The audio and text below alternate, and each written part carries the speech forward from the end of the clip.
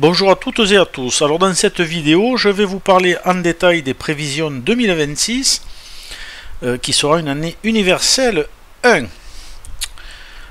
J'ai découpé ces prévisions en différents chapitres pour une meilleure écoute. Nous allons voir donc dans cette projection globale et assez précise est-ce que c'est un grand redémarrage en année universelle 1 ou l'an 0 d'un monde nouveau? C'est ce que nous allons voir. L'année 2026 marque donc le début d'un tout nouveau cycle universel de 9 ans. En numérologie, l'année 1 est une année de commencement, d'impulsion, une sorte de nouveau printemps collectif où tout semble possible. C'est une phase de naissance, de renouveau, où le monde entier est invité à semer les graines de demain. Dans cette dynamique, 2026 nous encourage à oser entreprendre, oser créer, oser croire en ses idées, tout un programme. C'est une année pour lancer évidemment des projets, fixer de nouveaux objectifs et prendre des décisions audacieuses. L'énergie du 1 est celle du leader, du pionnier, de celui ou celle qui prend les devants avec volonté, ambition et détermination. Alors, dans cette première partie, c'est abordé de façon positive. Donc, qu'est-ce qui pourrait positivement en ressortir? Et nous verrons par la suite les défis de cette année. Qu'est-ce qui nous attend?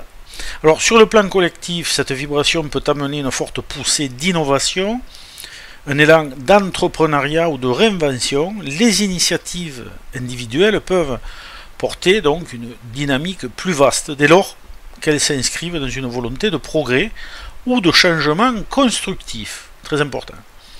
C'est le moment de poser les fondations de ce que nous voulons bâtir au cours des 9 prochaines années. Car jusqu'à présent, ça n'a pas été vraiment top. Donc 2026 n'est pas une fin, c'est un point de départ. Une année où l'action prime sur l'attente, où la créativité et l'imagination deviennent des moteurs de transformation. Ce climat peut aussi nous amener à repartir de zéro avec une force intérieure renouvelée, une indépendance d'esprit et une clarté d'intention. Il ne s'agit pas de suivre mais de conduire, non pas d'imiter mais d'innover. Alors en résumé, 2026 nous propose un véritable appel au mouvement, une opportunité de reprendre notre pouvoir d'initiative qui a été laissé à l'abandon, de redéfinir notre place, notre rôle, notre contribution. C'est une année pour avancer, progresser, accomplir avec courage, avec confiance, avec énergie. Alors voyons maintenant les défis de l'année universelle 1 pour 2026. Et là nous sommes dans l'autre visage du renouveau et ce qu'il pourrait advenir de moins sympa. Alors si 2026 ouvre en effet un nouveau cycle de 9 ans porteur de promesses, l'énergie du 1 n'est pas sans tension évidemment. Car là où il y a mouvement, initiative et affirmation de soi, il peut aussi y avoir déséquilibre, excès ou affrontement. Cette année peut révéler un individualisme exacerbé, il l'est déjà d'ailleurs. Là ça va être intensifié, où chacun cherche à imposer ses idées sans écouter l'autre.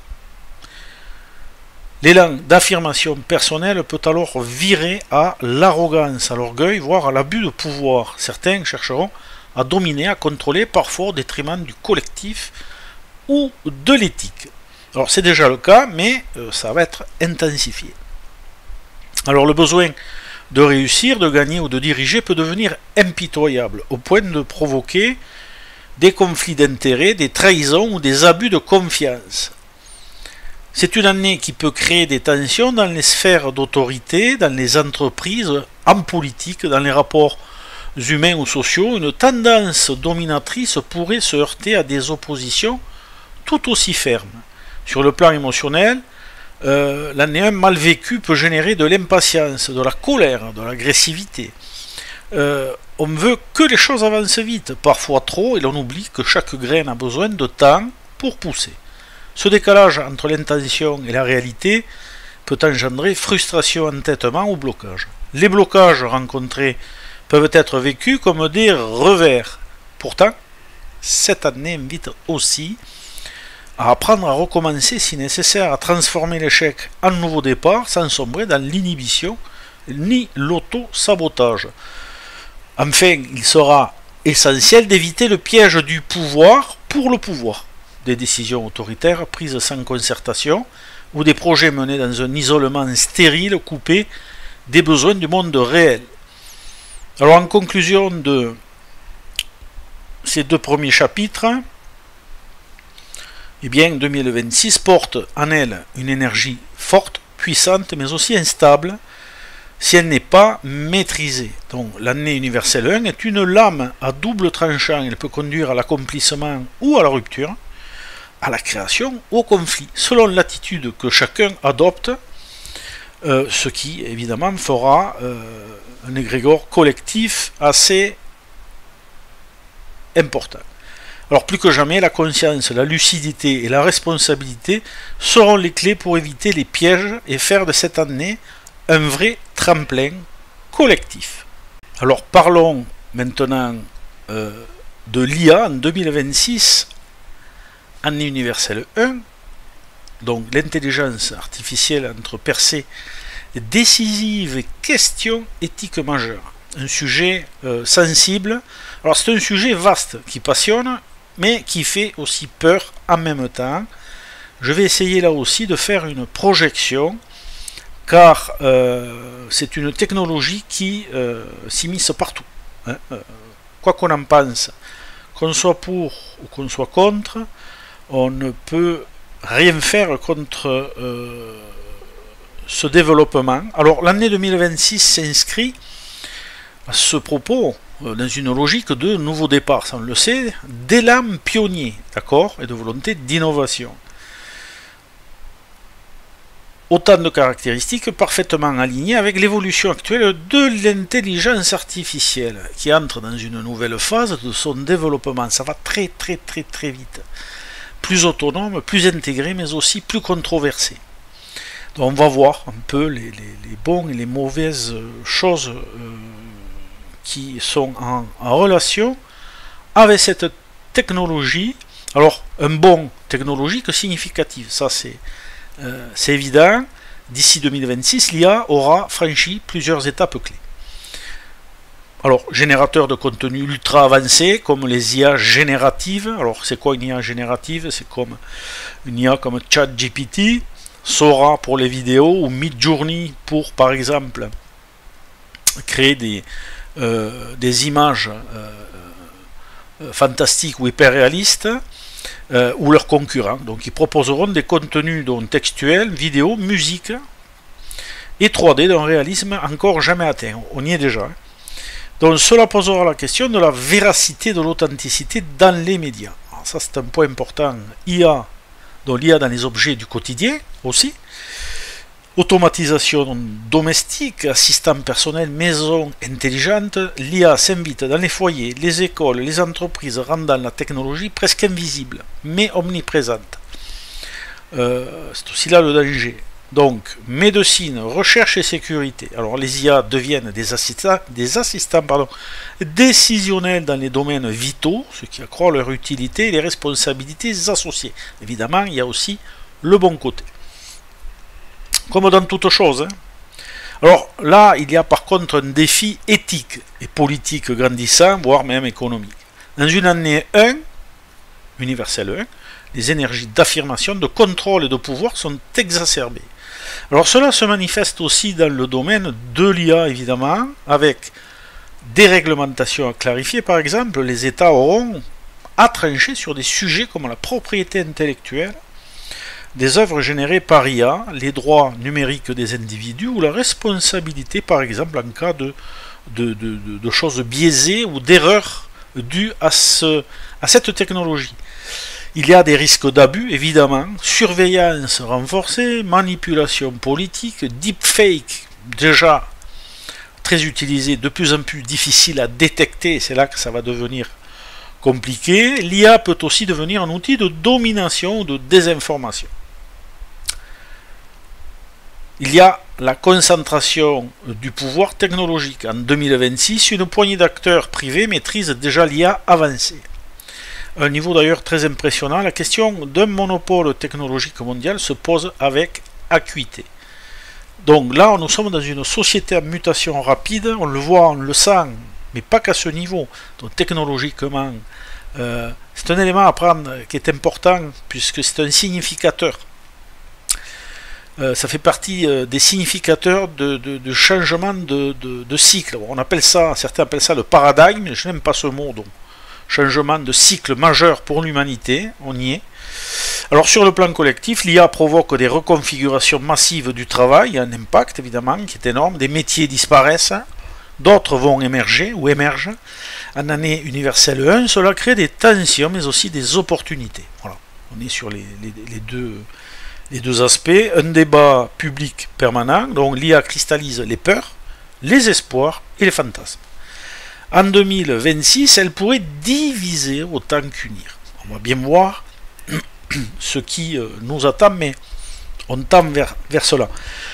Une quête de sens face à l'automatisation dans un monde où tout peut être généré artificiellement, ou presque.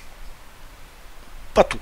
Mais qu'est-ce qui fait la valeur du vivant, du réel ou de l'humain? Ça, ce sont des réflexions qui seront propres à chacun d'entre nous.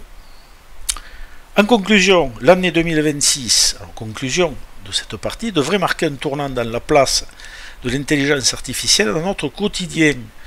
Dans une vibration universelle 1, elle porte les promesses d'un monde plus agile, plus efficace, plus créatif, à condition de ne pas céder à l'aveuglement technologique. Il faut trouver une juste mesure, comme toujours. L'IA ne doit pas seulement être puissante, elle doit aussi être encadrée, orientée et humanisée. Et c'est là que réside le véritable enjeu de ce nouveau cycle, de ce point de vue. Alors 2026, toujours en année universelle 1, ça bouge pas. Alors ici c'est quoi? On va parler de vers un nouveau cycle politique. Dans un monde marqué par des fractures profondes, des tensions croissantes et une remise en question massive des modèles de gouvernance, entre parenthèses je dirais c'est du n'importe quoi, donc l'année 2026, portée par l'énergie universelle du 1, s'annonce comme un tournant politique, évidemment, là aussi majeur. Tout se transforme. Alors c'est un nouveau départ, ou une reconquête du pouvoir, mais de quelle manière? Alors le 1 universel représente en numérologie, donc comme on l'a vu, je fais des redites, le commencement, l'autorité, le leadership, mais aussi la solitude du pouvoir, dans ses aspects négatifs. C'est une énergie de prélude qui ouvre un nouveau cycle de 9 ans, il faut bien l'intégrer ça. Toutes les années sont reliées entre elles, très très important, aussi bien donc dans les trajectoires individuelles que dans les structures collectives. En politique, cela peut se traduire par, nous allons voir ça, l'émergence de nouveaux leaders, ce qui est le cas, souvent plus jeunes, audacieux, voire radicaux, qui veulent incarner une rupture avec le passé. Le lancement de grandes réformes, parfois impopulaires, mais perçues comme nécessaires pour relancer la machine. Des bouleversements institutionnels où certaines démocraties pourraient réviser leur équilibre ou voir s'imposer des figures plus autoritaires. Le risque d'une autorité mal canalisée. Alors, le revers de cette énergie est clair: autoritarisme, abus de pouvoir, culte de la personnalité, clivage exacerbé. L'année universelle 1 peut nourrir une quête de contrôle à tout prix. On pourrait donc assister à une montée de régimes plus fermés, moins ouverts au dialogue, agissant dans la précipitation et la verticalité. Des conflits d'intérêts aussi accrus entre États ou au sein même des gouvernements. Tout cela existe déjà, mais ça va être exacerbé au cours de 2026. Il y a une tendance aussi à l'hyper-individualisme politique où l'intérêt commun se dissout dans la défense des égaux. C'est un monde en recomposition dans un contexte international marqué par la crise énergétique, le climat, les mouvements migratoires et les guerres d'influence. L'année universelle 1 peut déclencher des redécoupages d'alliances, nouvelles coalitions géopolitiques, renversement d'alliés, des stratégies plus agressives ou nationalistes, parfois justifiées par la nécessité d'un renouveau ou d'un redressement. Alors une tentative de certains peuples peut-être de reprendre la main, de vouloir le faire via des révolutions pacifiques ou des élections choc. L'année 1, c'est dynamique, c'est de l'action. Ne vous attendez pas au monde des bisounours, déjà on n'y est pas. Ça va envoyer, comme on dit ici, ça va envoyer le bois. Alors, une année pour redéfinir le pouvoir. Plus profondément, 2026 nous interroge collectivement, qu'est-ce qu'un leader aujourd'hui? Alors là, on peut se la poser la question. Quel type de gouvernance voulons-nous pour demain? Bonne question là aussi. La vibration du 1 pousse à réinventer le pouvoir, à repenser l'autorité, à faire place à des voies nouvelles, à condition qu'elles soient portées par une vision claire et non par l'ambition personnelle seule. Bon, ça, on n'en est jamais sorti de ça. Donc tant que ça ne sera pas réglé, on ne verra pas le bout. Alors, en résumé de ce chapitre, en 2026, pourrait être une année d'affirmation politique forte, marquée par des renouveaux, des émergences, mais aussi des tensions liées à l'autorité et au pouvoir, comme toujours. Si les dirigeants agissent avec lucidité et créativité, en existe-t-il? Elle peut initier un cycle vertueux. Mais si l'ego domine, alors le climat mondial pourrait devenir plus instable, polarisé, voire encore plus conflictuel qu'il ne l'est. Alors, voyons maintenant l'économie à l'heure du renouveau, les finances, l'impact au niveau de l'année universelle. L'année universelle symbolise, donc, on le sait, un nouveau départ, une phase de lancement, mais il y a aussi un certain déséquilibre initial. En matière financière et économique, cela se traduit par une année de reconfiguration. Les anciens modèles montrent leurs limites, tandis que de nouvelles voies s'ouvrent parfois dans la précipitation, parfois avec vision. Alors, après l'instabilité, la relance. 2024-2025 ont été des années de turbulence dans de nombreux pays, inflation persistante, tensions sur l'énergie, dette souveraine en hausse, crise sociale et géopolitique. L'année 1 de 2026 arrive comme un reset partiel. Vous savez, quand on fait un reset sur un ordinateur. Sauf que celui-là, il est un peu géant comme reset. Alors, tentative de relance économique à travers des plans d'investissement massifs, souvent centrés sur l'innovation, la transition énergétique ou la souveraineté technologique. Des réformes fiscales ou monétaires qui cherchent à assainir, simplifier ou redistribuer, parfois au prix d'une rigueur sociale. La volonté d'indépendance économique, de plus en plus de pays veulent se libérer de certaines dépendances, matières premières, technologies, géopolitiques, ce qui peut modifier les équilibres mondiaux. Alors, mais attention, l'année universelle 1 peut aussi engendrer des décisions hâtives, des prises de risques mal mesurées ou une volatilité accrue des marchés. Les premières graines semées cette année ne donneront pas encore leurs fruits, c'est une année de construction, pas encore de récolte. Il faut semer. Sur le 1, on sème, on met en place. On récolte après. Alors, croissance, oui, mais pour qui? Bonne question. L'énergie du 1 favorise l'esprit entrepreneurial, la prise d'initiative et le goût du risque calculé. Donc, ce climat, il va profiter aux startups technologiques, à l'innovation numérique et aux nouvelles formes de travail, à l'indépendance financière personnelle, investissement, auto-entrepreneuriat, reconversion, etc. Là, il faut être lucide et objectif par rapport à cela. Si vous n'êtes pas fait pour cela, pour l'entrepreneuriat, eh bien, ne vous y jetez pas à corps perdu parce que vous allez y perdre beaucoup de choses. Alors, il y a aussi les secteurs émergents. Intelligence artificielle, santé holistique, énergie renouvelable, cybersécurité, agriculture durable, enfin... Et j'en passe. Cependant, cette dynamique peut aussi creuser les écarts entre ceux qui prennent le train de l'innovation et ceux qui restent à quai. le modèle compétitif du 1, car c'est un compétiteur, énergie de compétition et de combativité, ne profite pas à tout le monde de la même manière. Les tensions à surveiller, spéculation et bulles financières, l'enthousiasme du neuf peut faire oublier les réalités. L'année 1 a tendance à gonfler les attentes, parfois déconnectées du réel.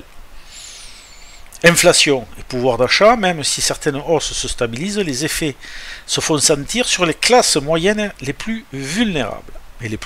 Risque de fragmentation monétaire avec l'émergence de monnaies numériques locales, voire privées, comme les cryptos actifs. Le système financier mondial pourrait devenir plus éclaté et plus instable. Alors en conclusion de ce chapitre, une année pour poser de nouvelles bases, oui, mais il faut bien les poser parce qu'on va pourrir tout le cycle de 9 ans, hein, comme c'est toujours le cas. Donc 2026 est une année universelle 1, invite donc à repenser le rapport à l'économie, qu'il soit collectif, personnel, à poser les bases d'un système plus résilient, plus créatif, mais aussi plus humain. C'est une période favorable à la reconstruction, à l'expérimentation, mais aussi à la prudence stratégique. C'est aussi une année où chacun est invité à reprendre en main sa relation à l'argent, relation personnelle à l'argent, à investir dans des projets porteurs de sens, à faire preuve de lucidité dans ses choix économiques. Alors, maintenant, pour l'année 2026, toujours en année universelle 1, et là, si c'était le moment de se choisir, ou de se rechoisir, pourquoi? Le 1. Hein, c'est le 1. L'année 1 ouvre nouveau, c'est l'individu, un nouveau cycle de 9 ans. Donc, ça, on le sait. C'est une période de redémarrage, on le sait aussi, de prise d'initiative, très important. Mais aussi donc de réalignement profond avec soi-même. Dans le domaine personnel, amoureux et relationnel, cela peut provoquer des remises à zéro, des déclics puissants ou au contraire des ruptures nécessaires. Donc là, on va parler d'un secteur plus personnel, plus affectif, plus sentimental. Alors sur le plan personnel, ça peut être un retour à soi. Cette année invite donc chacun à se reconnecter à son identité profonde, à ses désirs personnels et à ses besoins non négociables. Voilà, ce qui nous appartient intrinsèquement. Cela pourrait se traduire donc par un fort besoin d'indépendance. Ça peut l'intensifier chez certaines personnes, ou d'autonomie.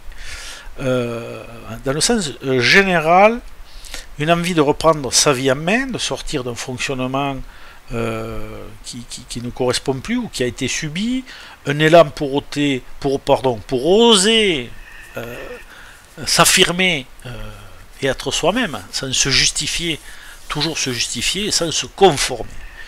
Alors c'est une période propice pour changer son environnement, entamer une thérapie, peu importe, hein, revoir ses priorités ou encore initier un nouveau mode de vie. Et ouais, c'est ça, nouvelle vie. C'est possible aussi. On peut ressentir un appel intérieur fort à se libérer de ce qui nous freine. Très important. Alors, au niveau du couple, un réajustement ou un redémarrage, ça va dépendre du contexte. L'année 1 agit comme un catalyseur dans les relations de couple. Elle pousse à donc faire le point sur la direction commune. Sommes-nous encore alignés à deux? Relancer une dynamique, poser de nouveaux projets à deux, se réengager avec plus de clarté. Ou si le lien est mort, épuisé, eh bien il faut oser la rupture avec, cela demande du courage, mais aussi du respect envers soi-même et envers l'autre.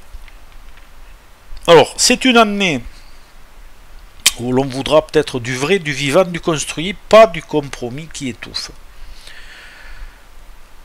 Les relations de dépendance ou d'attente peuvent devenir insupportables, surtout avec cette énergie. À l'inverse, les couples qui partagent une vision commune peuvent donc vivre une nouvelle impulsion, un renouveau dans leur relation.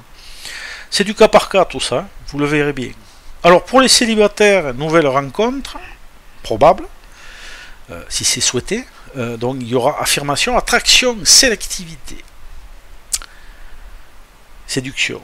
L'année 1 favorise les nouvelles rencontres, mais pas n'importe lesquelles. Il ne faut pas se jeter sur n'importe quoi et n'importe qui. L'énergie du 1 attire, des relations où l'on peut s'épanouir librement, sans contrainte, des personnes qui partagent des valeurs fortes ou les mêmes valeurs, les mêmes ambitions de vie, ou une vision du futur similaire. Une envie de vibration vraie, de magnétisme conscient, loin des relations floues ou stagnantes. Mais alors, cette année peut aussi renforcer une certaine sélectivité, voire une solitude assumée. Ouais. Parce que le 1 peut pousser vers ça, comme le 7 d'ailleurs. On préfère être seul que mal accompagné. Eh bien, pourquoi pas? Et ce n'est pas un repli, mais un recentrage. Et un respect de soi-même. Dans les autres relations, affirmer ses limites, recréer du lien vrai. Donc, tout ce qui est relationnel plus général, que ce soit en amitié, en famille ou dans les cercles sociaux. L'année 1 nous invite à affirmer vos limites, nos limites, sans agressivité, mais là aussi toujours avec plus de clarté. Prendre du recul avec les relations toxiques ou usées jusqu'à la corde. Créer de nouveaux liens plus alignés avec la personne qu'on est devenu. C'est une année pour repartir sur de bonnes bases relationnelles, choisir des relations qui nous nourrissent et couper avec celles qui nous vident.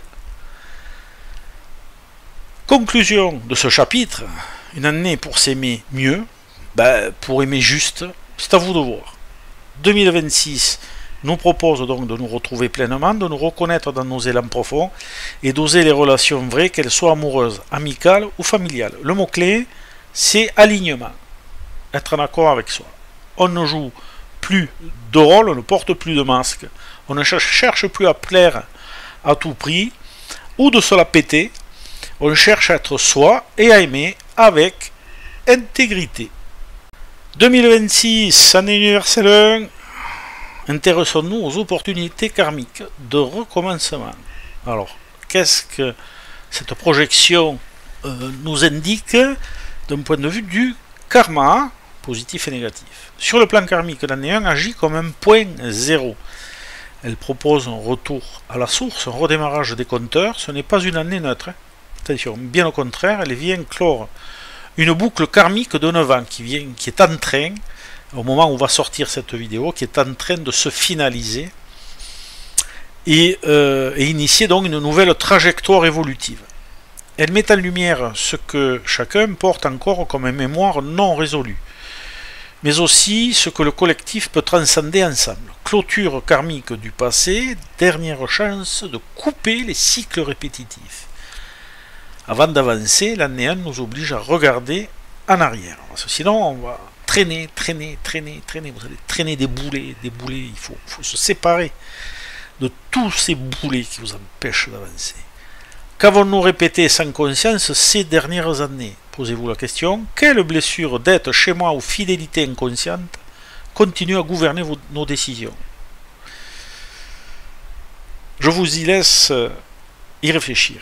Les expériences du passé, notamment celles de 2024 et 2025, années 8 et 9, universelles, particulièrement karmiques, puisque le 8 est le représentant du karma, peuvent ressurgir sous d'autres formes si elles n'ont pas été pleinement intégrées. Mais cette fois-ci, alors l'énergie du 1 ne laisse plus la place à la stagnation, il faut trancher, choisir, oser avancer. Il faut tracer, c'est l'action le 1, on ne laisse pas les choses, on ne se laisse pas aller, voilà, on ne feignasse pas, on laisse pas les autres faire les choses à notre place, on avance. Alors, le choix de l'âme, autonomie, alignement, souveraineté. D'un point de vue spirituel, ceux qui commencent à me connaître savent que pour moi la spiritualité est liée à chacun d'entre nous dans sa façon de cheminer sur son chemin initiatique et non pas la spiritualité 2.0 à 2 francs 50. Alors, d'un point de vue spirituel, 2026 est une année d'engagement intérieur. Donc, elle nous pousse à redevenir maître de notre vie si on a lâché un peu les rênes au lieu de subir les chaînes invisibles de son karma, à faire aussi des choix plus en accord avec notre essence fondamentales et non avec ses peurs, ses loyautés familiales ou ses croyances limitantes. Ça, c'est un énorme boulet qu'on rencontre chez quasiment tout le monde. Croyances limitantes, qu'elles soient intérieures, qu'elles soient... voilà, hein, tout ce qui est croyances limitantes sont transformées finalement en dogme. Le dogme est une notion négative. Alors, couper les liens de dépendance. Alors, être dépendant avec une énergie 1, ça ne fonctionne pas. Se libérer des attachements qui freinent l'évolution. Voilà, c'est ce qu'il faut faire. L'année 1 est aussi l'année du libre arbitre du point de vue karmique, une invitation à assumer son pouvoir personnel. Donc, on ne va pas retrouver le pouvoir personnel, on l'a tous. Il est représenté par le 8, mais on va le retrouver aussi dans le 1, avec comment dire, un rayonnement un peu différent. Alors, assumer son pouvoir personnel sans tomber dans l'orgueil ni la fuite. Le karma collectif, alors lui, c'est, il va mettre en évidence l'aspect leader, système et peuple. Et sur le plan global, 2026 peut faire émerger de nouvelles figures d'autorité ou de spiritualité. Des gourous, quoi, en fait. Hein. Des 2.0 surboostés, il y en a déjà pas mal. Des pionniers, des réformateurs et des éclaireurs. Mais là, pour le moment, moi, j'en ai pas vu un seul qui tenait la route. Alors, faites attention, vraiment, vraiment. Parce que là, il y a une manipulation des masses à ce niveau, au niveau de cette pseudo-spiritualité. Faites vraiment attention. Mais leur motivation devra être juste. Sinon, le karma les rattrapera rapidement. Ça, c'est sûr, ils vont se le prendre en pleine figure. Parce que là, on assiste à une spiritualité mercantile et égotique, essentiellement. Une mise à l'épreuve des systèmes, donc aussi, politique, économique, éducatif, ce qui a été construit sur de fausses bases s'effondre ou doit être refondé.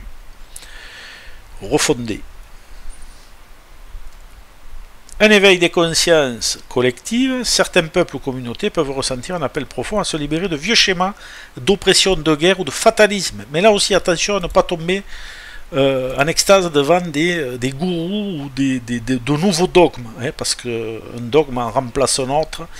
Attention, attention, attention. Les événements forts de cette année pourront être vécus comme des purges karmiques collectives, mais aussi comme des opportunités de réécriture du destin, pour chacun d'entre nous. Conclusion de ce chapitre, une année pour rompre les liens du passé et incarner sa mission. 2026 est un carrefour karmique, un seuil à franchir, une porte pour celles et ceux qui choisissent d'avancer en conscience avec courage et lucidité. Elle offre une reconnexion puissante à la mission d'âme, à la volonté de l'être profond. Alors, c'est une année où l'on peut changer de trajectoire. Hein? Vous pouvez y aller. Bon, après, il faut voir en fonction, évidemment, de votre thème, de votre chemin de vie, de votre année personnelle, tout un tas de paramètres. Hein. C'est assez pointu. Donc, essayez de transmuter votre passé et poser les premières pierres d'un chemin un peu plus lumineux, à condition d'avoir appris, compris et pardonné déjà à soi-même.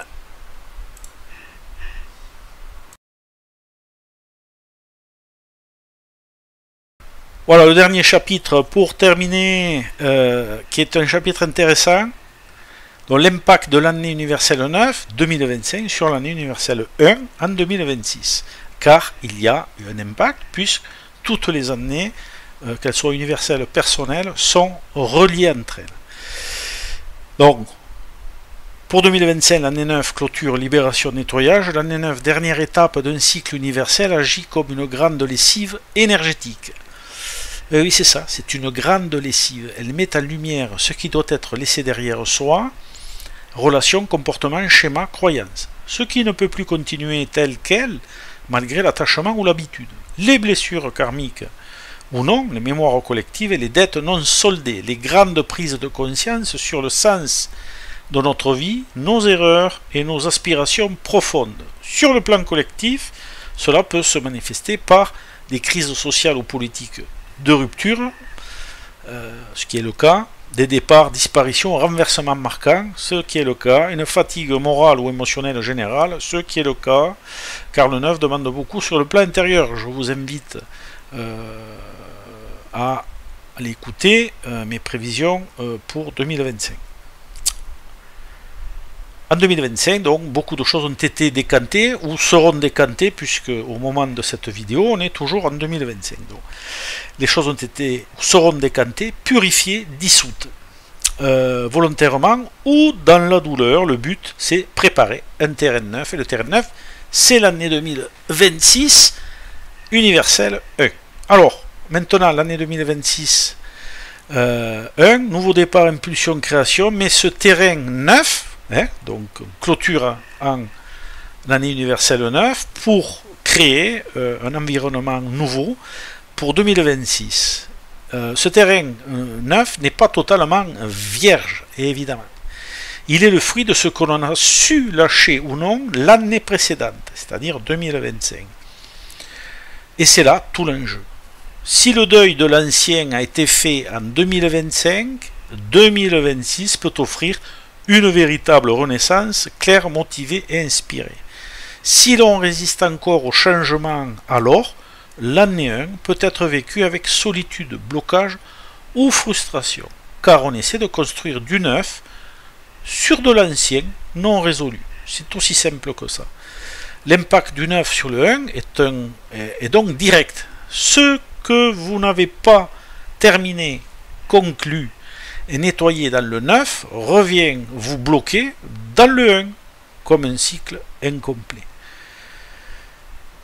Alors, petite clé de lecture, le 1 hérite du 9, puisqu'il y a une continuité et un retour au 1, quand on clôture le cycle 9. Alors, le 1 hérite donc des blessures non digérées de l'année 9, si ça n'a pas été résolu, mais aussi de l'élan intérieur qui a émergé à la toute fin du cycle. De la lucidité gagnée dans les épreuves de 2025, de la sagesse du renoncement, ce que j'ai accepté de perdre me libère pour autre chose. Alors je le redis, ce que j'ai accepté de perdre me libère pour autre chose. Ainsi, donc plus on a su faire le ménage en 2025, plus l'année 2026 devient un tremplin puissant. Le risque, sinon, c'est de redémarrer un nouveau cycle avec les mêmes fardeaux et de reproduire les mêmes erreurs sur 9 nouvelles années, et ainsi de suite. Et ça peut durer éternellement. Donc, conclusion de ce dernier chapitre et de ces prévisions universelles 2026. Alors, 2025 ferme une porte karmique, 2026 en ouvre une autre. Mais ce sont nos choix de conscience qui décident ce que nous emportons dans nos bagages ou non. La qualité de l'année 1 dépend directement de la qualité du détachement, du pardon et de la libération opérée en année 9. Si cette transition est vécue avec clarté, courage et foi en soi, elle devient une porte d'évolution majeure, tant sur le plan personnel que collectif. Je vous souhaite à tous et à toutes une très bonne route.